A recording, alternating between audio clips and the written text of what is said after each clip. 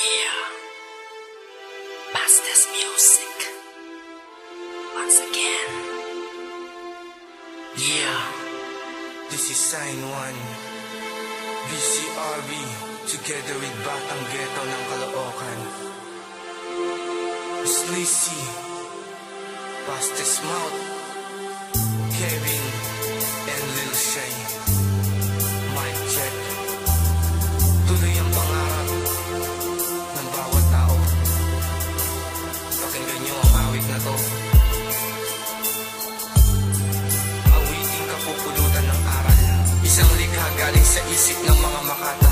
BGNC at BCRV. Pinanganak akong mahirap at salat sa kayamanan. Batang-batang nagtrabaho, nagbuwis ng kapaguran. Umiinom na lang ng tubig sa tuwing ako'y nagugutuman. Kumakahid ako sa gabi kahit ako'y nahihirapan. Minsan ko na rin naisip ang mga salita na to. Kung nag-aral lang ako, hindi sana ako ganito. Kung pinakinggan ko lang ang payo ng magulang ko, na wag na akong bumarkada at maging tambay dun sa kanto. Pero di ko ito naisip at ngayon ko lang nasilip na maling landas pala at ako'y biglang naipit. Dati akong nag-a-addict at dati rin akong gumagamit ng mga bawal na gamot at di ko lubos ito maisip. Sa tuwing naaalala ko ang mga sandali na yun, parang gusto kong magalit kung bakit nagawa ko yun, kung bakit naging ganito ang pamumuhay ko ngayon. Ang mga pangarap ko parang sumabog na mayon. Sana'y bigyan mo ng pansin ang aming mga kagustuhan,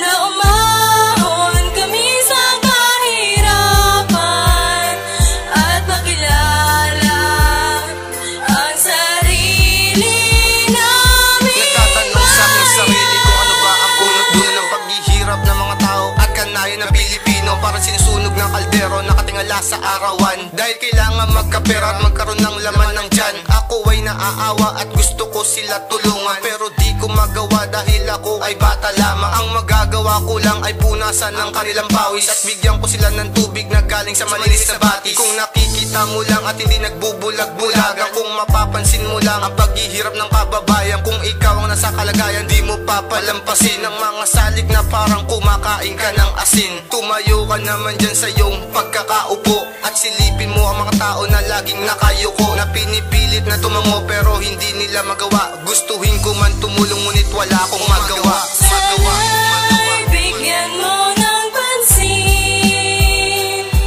ang aming mga kagustuhan, na umahon kami sa kahirapan at makilala ang sarili namin. Mahirap sa mahirap kung ating nasusumahin. Lumaki kami sa hirap ni halos walang makain. Tangan-tangan ng banig sa init man o lamig, dahil walang permanenteng bahay at maayos na silid. Parang basurang naitapon dahil di makita ang lagayan. Kaya kami palaboy-laboy ang tahanan ay lansan, at nagkakaroon na rin ng kaso dahil sa maling bintang. At kung sino pang nagkamali, yun pa ang paparangalan. Sa nakaupo, salamat po sa mga pangako na hindi nyo natupad. Wala pa ng bata, ako ay namulat sa pangarap na hindi mahagilap. Hindi ko mahanap ang kabalaran, laging landas ko ay may alinlangan. Bakit ganun ang palaging tanong, aming gobyerno lakat pa urong. Sigaw ng sikmura, umaalulong, mga kabataan sa drugs na lulong. Ang gusto ko lang ay mabigyang pansin, ang ulam sa kanin, tuyo at asin. Pakinggan ang aming hiling, ano ang dapat namin gawin. Ang kaginhawaan sa mundo sana ay aming marating. Sana'y bigyan mo ng pansin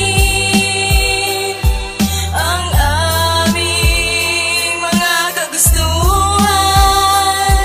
na umahon kami sa kahirapan at makilala ang sarili namin. Nagdadasal ako palagi sa pinakamataas na hari, kung bakit ba ganito at kung bakit hindi ko mawari. Kay bigat ng kalooban sa mga kalokohan na ito, kung bakit ba ang pagkain kasing tigas na ng bato. Ang galuyong ng pag-asa, kailan nga ba makikita ng katulad kong Pinoy na patuloy na umaasa sa ginawa na baka sakali aking makamit. Kahit puno ng pagsisikap, bakit lagi akong gipit? Naipit na nga ako minsan sa gitna ng kaguluhan, kasalanan isinisik, kailan may di ko ginawa. Sinubukan ko ngang lumapit sa pinakamataas. Ngunit bigo akong makuha ang mustisya at batas. Kaya ngayon nag-iisa ako sa malamig na selda. Hawak-hawak ang imahe, alaala ng pamilya na nagbibigay lakas sa tuwing ako ay nangihina. At sa mahal naming Pangulo, sana tulad ko'y makita.